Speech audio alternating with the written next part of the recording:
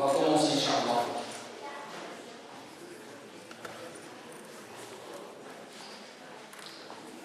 أعوذ بالله السميع العليم من الشيطان الرجيم.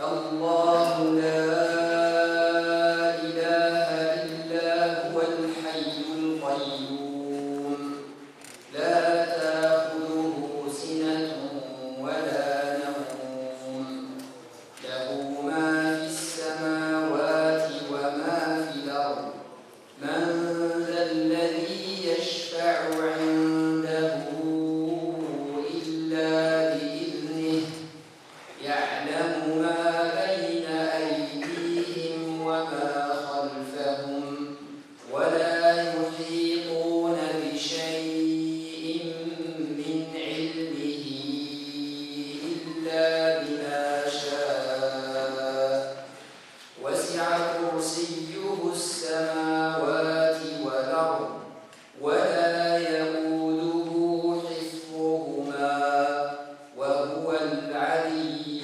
العظيم. صدق الله العظيم. بسم الله والصلاة والسلام على رسول الله.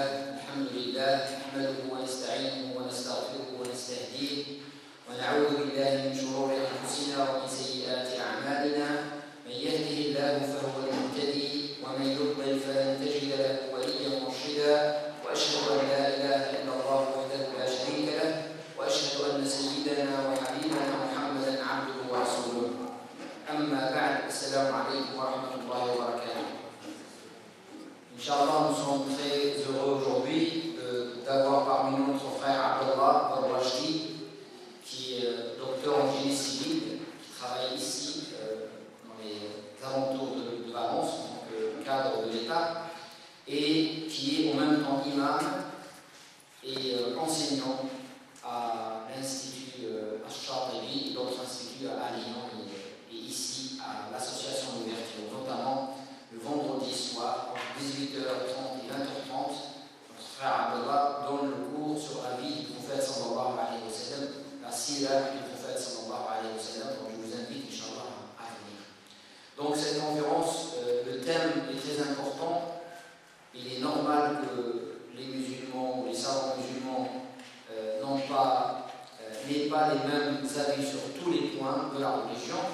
Il y a toujours des divergences entre les savants et les musulmans doivent connaître les règles pour l'éthique et les règles pour que la divergence ne devienne pas un vrai problème comme on le voit aujourd'hui. Quand on n'est pas d'accord sur un point, on fait tout un problème entre les musulmans et l'animosité et la haine parfois s'installent dans les cœurs de certains contre leurs frères pour la seule raison parce qu'on n'est pas d'accord sur un point sur lesquels même les savants eux-mêmes ne sont pas d'accord. C'est pour ça qu'on a choisi ce thème, Inch'Allah, que notre frère Abdallah va nous présenter et nous montrer aussi quelle est l'éthique qu'il faut avoir pour que notre divergence ne soit pas une raison pour la haine, mais au contraire, le respect mutuel entre les musulmans. Donc l'association d'ouverture, comme vous la connaissez, Inch'Allah, tous, c'est une association qui a son siège à côté de Valence 2, au Vélan, en face de Thalès. Donc vous pouvez venir. Nous avons mis à votre disposition des livres, une librairie à vendre, des livres à vendre, et vous pouvez les acheter ici ou aussi à l'association, Inch'Allah. Vous avez, Inch'Allah, à la fin du café et des boissons. Et pour ceux qui veulent aider l'association pour ses activités, il y a un carton là-bas où on peut mettre des participations selon les moyens de chacun, Inch'Allah. Donc n'hésitez pas à nous contacter aussi à l'association et à nous laisser vos coordonnées, notamment l'adresse internet, mail et votre numéro de portable pour que, Inch'Allah, à l'avenir, si on a une activité, on peut vous informer pour les activités de l'association. Donc sans plus tarder, je laisse la parole à mon frère Abdallah Barwajdi pour traiter le sujet. Alhamdulillah, nahmaduhu wa nasta'inuhu wa nastaghfiruhu wa nastahdiih wa na'udhu billahi min shururi anfusina wa min sayyi'ati a'malina. Man yahdihillahu fala mudilla lahu wa man yudlil fala hadiya lahu. Wa ashhadu an la ilaha illallah wahdahu la sharika lahu. له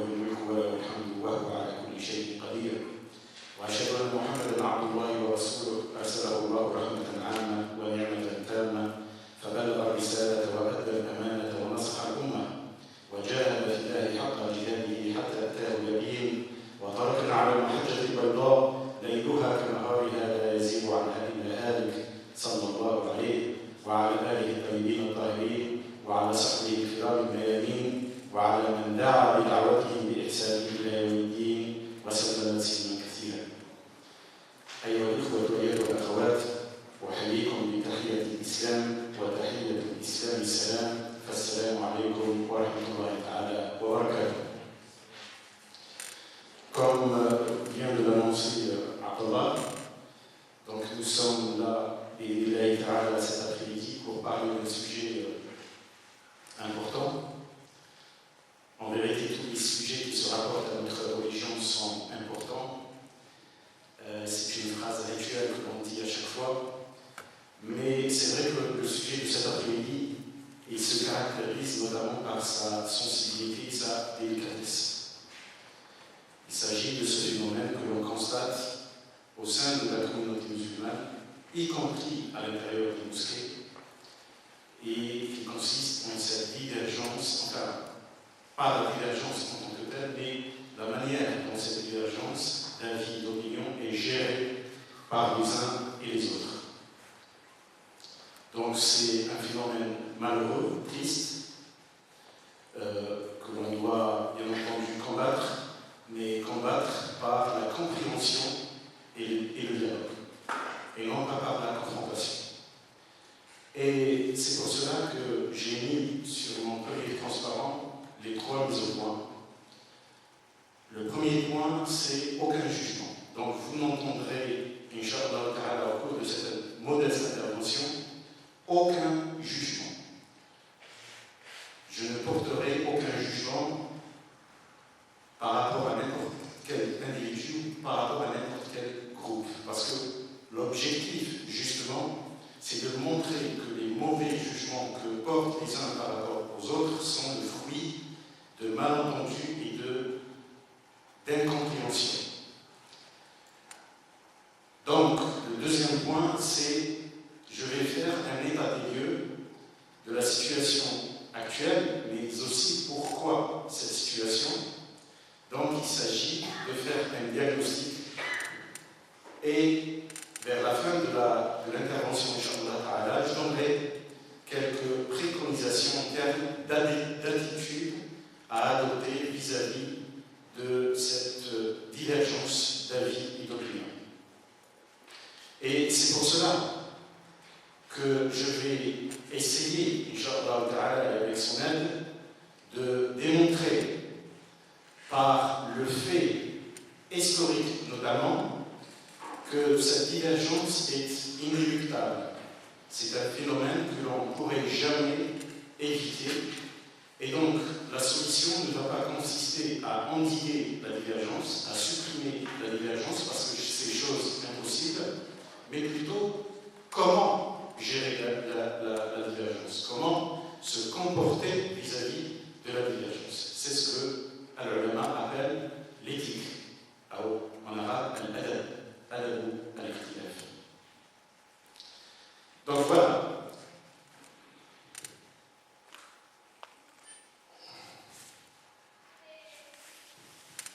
Alors je vais commencer par ce que j'appelle l'état des lieux.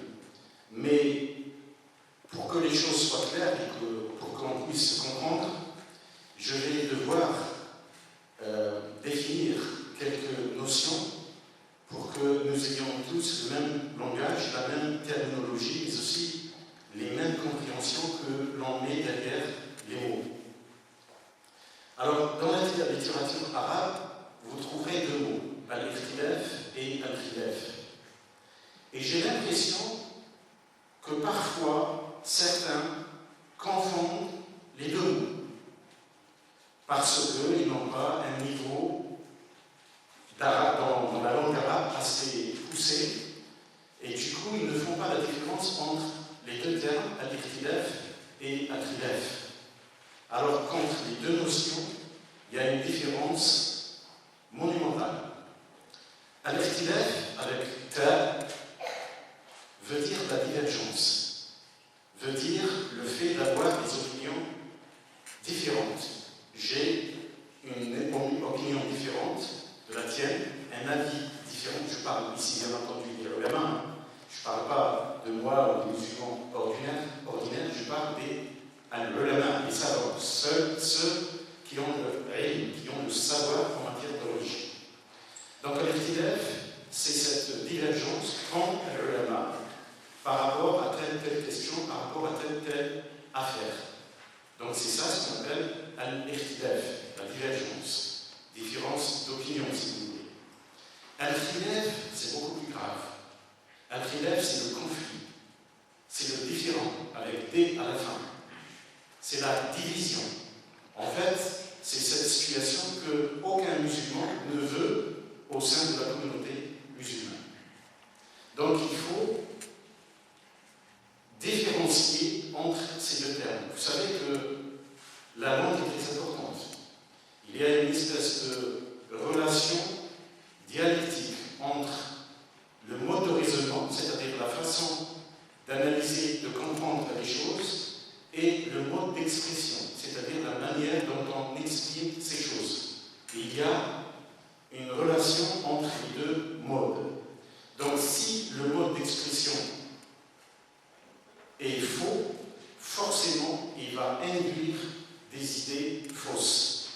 Et moi j'ai le sentiment que dans ce domaine, dans le domaine de la divergence d'opinion en matière de religion, il y a ce constat, c'est-à-dire qu'on confond entre les termes et on ne comprend pas toujours les choses linguistiquement parlant comme il faut. Premier point. Deuxième point. Donc, moi, cet après-midi, je vais parler, bien entendu, vous l'avez compris, de al-ikhtilaf, et non pas de al-khilaf. Al-ikhtilaf, c'est-à-dire la divergence. Alors, parlons de la divergence.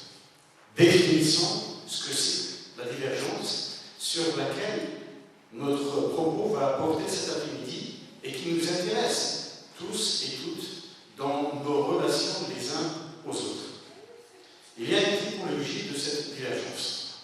Il y a une divergence qui est acceptable, et c'est le sujet de notre propos cet après-midi, c'est ça qui pose problème, et il y a une divergence non acceptable. Et du moment qu'elle est non acceptable, elle est non négociable. C'est-à-dire que ce n'est pas ça le sujet. Elle est non acceptable, elle est inadmissible, inacceptable. Donc elle ne fait pas partie de notre discussion cet après-midi. Autrement dit, il y a unanimité sur son rejet. Alors, la divergence acceptable porte sur ce qu'on appelle al-furu', les branches. Je vous explique. Dans l'islam, il y a en gros trois cercles, trois choses. Il y a ce qu'on appelle al-aqida. Donc, c'est le dogme, c'est la foi, c'est les éléments de la foi. Les principes de la foi. Al-iman billahi wa malaikatihi wa kutubihi wa rusulihi wa bil yawmil akhir wa bil qada'i wal qadari khayrihi wa sharrihi. Mais aussi le paradis, l'enfer, kull ma huwa ghaybi, tout ce qu'on ne sait pas. Et il y a al-sharia. Donc al-sharia, c'est le droit, c'est ce qu'on appelle le droit. C'est l'ensemble de ces règles, de ces lois, aussi bien dans le domaine cultuel, c'est-à-dire comment adorer Allah subhanahu wa ta'ala, comment adorer Allah subhanahu wa ta'ala, le pourquoi il fait partie de l'aqida, du premier cercle. Le comment fait partie du deuxième cercle, al-sharia, comment adorer Allah subhanahu wa ta'ala, comment faire salat, comment faire hajj, comment faire al-dhikr, etc., etc. Mais al-sharia concerne aussi un deuxième domaine que l'on appelle al-mu'amalat, les relations. Certains parlent de transactions. C'est comment se marier, comment divorcer, comment faire le commerce, comment voyager, comment faire de la politique, etc., etc. D'accord? Ça, c'est le deuxième cercle. Le troisième cercle, c'est ce qu'on appelle al-akhlaq. Al-akhlaq. C'est-à-dire que, par exemple, dans une situation, c'est par exemple le pardon, par exemple la générosité, n'est-ce pas? Par exemple la tolérance, la serment, etc. Les trois cercles sont complémentaires. L'un ne va pas sans l'autre. Ils se complètent. Alors la divergence inacceptable, elle concerne le premier cercle, c'est-à-dire les éléments de la foi. Là, vous ne trouverez jamais deux ulama, deux alim qui divergent sur ce type de question. Donc il est hors de question de parler de l'aqida. Il y a unanimité là-dessus. La deuxième divergence non acceptable concerne la sharia, mais seulement une partie de la sharia. Dans la sharia, c'est-à-dire le droit, l'ensemble des lois, que ce soit dans le domaine culturel, que ce soit dans le domaine relationnel, Il y a deux niveaux. Il y a un niveau principal, un niveau fondamental qui fonde même al-Sharia, les règles de al-Sharia. Et il y a un deuxième niveau, je ne dis pas moins important, mais il est moins fondamental, que l'on appelle les branches, al-Furu'. Et au fur et à mesure de la conférence, je vais vous donner quelques exemples là-dessus. Et donc, la divergence inacceptable dans le domaine du Sharia concerne les fondements du droit, les fondements de la Sharia. Là-dessus, il n'y a pas de divergence. Ce qu'on appelle al-ma'loum bi-darurati min ad-din. Vous ne trouverez jamais deux ulama qui divergent, par exemple, sur le nombre de prières par jour. Si vous demandez à n'importe quel alim quel est le nombre de prières obligatoires par jour, il vous dira 5. N'est-ce pas? Et donc ce n'est pas une fatwa, c'est une réponse. La fatwa, justement, elle concerne le deuxième niveau, ce qu'on appelle al-furu'. Et c'est là où il peut y avoir des divergences. Et c'est ça ce que j'appelle, ce que le lama appelle la divergence acceptable. J'espère que c'est clair. Donc il y a une divergence inacceptable qui porte sur les éléments de la foi et sur les éléments fondamentaux de Sharia. Et il y a une divergence acceptable qui porte sur, si vous voulez, les décrets d'application des fondements de Sharia, c'est-à-dire les branches, les choses moins fondamentales. Là, il peut y avoir de la divergence et c'est acceptable et on va voir au fur et à mesure pourquoi c'est acceptable. Alors j'ai rajouté dans les non acceptables quelques éléments que j'ai appelés moins graves. C'est-à-dire c'est non acceptable, mais ce n'est pas aussi grave que les divergences qui portent sur les choses fondamentales. Pourquoi j'ai appelé ça moins grave? Parce qu'en fait, il y a des erreurs. C'est-à-dire que si par exemple il y a deux opinions, il y a une opinion fausse et il y a une opinion vraie. Et donc cette opinion fausse, elle est moins grave même si elle est inacceptable. Et là aussi, je vais Inch'Allah donner quelques exemples. Alors le troisième élément dans cette démarche de diagnostic, pour que les choses soient claires, c'est les acteurs. Que nous sommes tous et toutes au sein de la communauté musulmane. Alors vous avez deux grandes catégories. Vous avez al-ulama, les savants. Al-ulama, c'est le pluriel du mot alim. Et alim, c'est celui qui détient al-ilm. Et al-ilm, c'est le savoir. Et dans cette catégorie, vous avez trois sous-catégories. Le préfixe sous ici n'est pas péjoratif, c'est seulement pour faire une typologie, une classification. Vous avez des ulama qui ne se reconnaissent dans aucune école juridique actuellement existante. J'en parlerai par la suite. Donc c'est des ulama qui font eux-mêmes l'effort intellectuel, c'est-à-dire l'ijtihad, pour aller chercher les règles dans la Coran al-Karim, dans la Sunna du prophète, mais aussi dans les avis des anciens ulama, tels que al-A'imma al-Arba', les 4 imams. C'est très important de le savoir parce que l'un des éléments problématiques qui créent ces conflits, notamment au sein des mosquées, parce qu'aujourd'hui, il y a certains frères qui se réfèrent à cette première catégorie de l'ulama. Et c'est leur droit le plus absolu. J'insiste là-dessus, ce n'est pas un jugement. Je vous le dis parce que c'est un constat. Il faut que vous le sachiez pour que vous compreniez la suite. La deuxième sous-catégorie, ce sont des ulama qui, intellectuellement parlant, appartiennent à l'une des 4 écoles juridiques connues aujourd'hui, mais qui, eux, ne se contentent pas de suivre les avis de leur école, ils essaient de faire un effort intellectuel pour comprendre les choses. Quand je dis effort intellectuel, c'est-à-dire essayer d'associer les cas qu'il traite aux textes fondamentaux, à savoir Al-Qur'an et As-Sunnah. C'est un phénomène nouveau, depuis plusieurs siècles. J'en parlerai par la suite. Et c'est un phénomène très, très, très positif. La troisième sous-catégorie,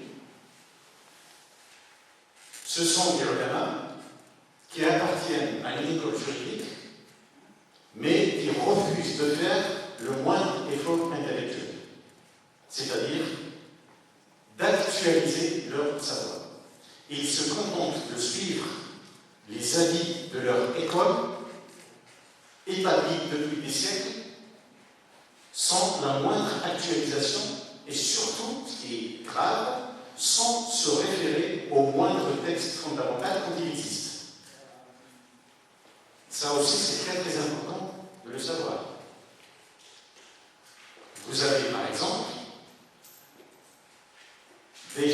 certainement déjà entendu cette expression, Jabunna Dinjdi. Ils nous ont inventé, en parlant d'une catégorie notamment de jeunes, certains disent qu'ils nous ont réinventé une nouvelle religion. Ceux qui disent ça font partie de la troisième sous-catégorie. Parce que, attention, les accusations ne vont pas que dans un seul sens. On a tendance à penser qu'il n'y a qu'une catégorie qui accuse les autres. N'est-ce pas? Mais en fait, les accusations, elles vont dans tous les sens. Vous avez certains qui accusent les autres d'imitation qui sont le moindre effort intellectuel, et puis vous avez les autres qui accusent les premiers de réinventer la religion. Et les deux accusations sont malheureuses, et vous allez voir pourquoi. Concernant la deuxième catégorie, les noms, ce que j'ai appelé les noms arabes. En gros, c'est nous, tous et toutes, entre autres, ici présents dans cette salle.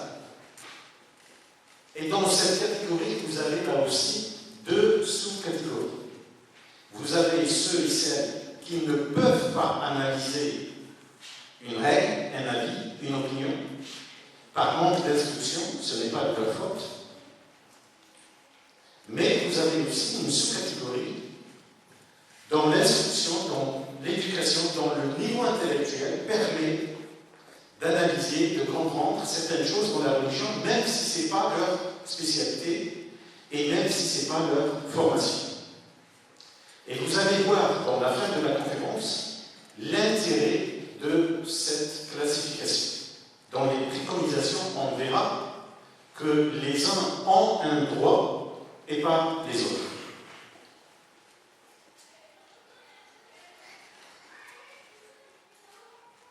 Alors, maintenant les conséquences de cette incompréhension et de ces malentendus concernant la divergence d'opinion au sujet de telle ou telle affaire. Comme le disait Abdallah dans son introduction, il y a de l'animosité. On va jusqu'à s'interdire de dire assalamu alaykum à quelqu'un qui n'est pas d'accord avec nous. Et à partir de là, il y a de la discorde. Et il y a de l'absence de coopération, notamment dans notre contexte. Dans les mosquées, par exemple, dans certaines, on constate ce phénomène. Il y a un manque de coopération entre les fidèles de la mosquée, tout simplement parce que les uns accusent les autres de ne pas être d'accord avec les avis des ulama auxquels en qui on a confiance. Vous avez aussi, à cause de cette incompréhension, de ce malentendu, un malaise, ce que je qualifierais de malaise spirituel.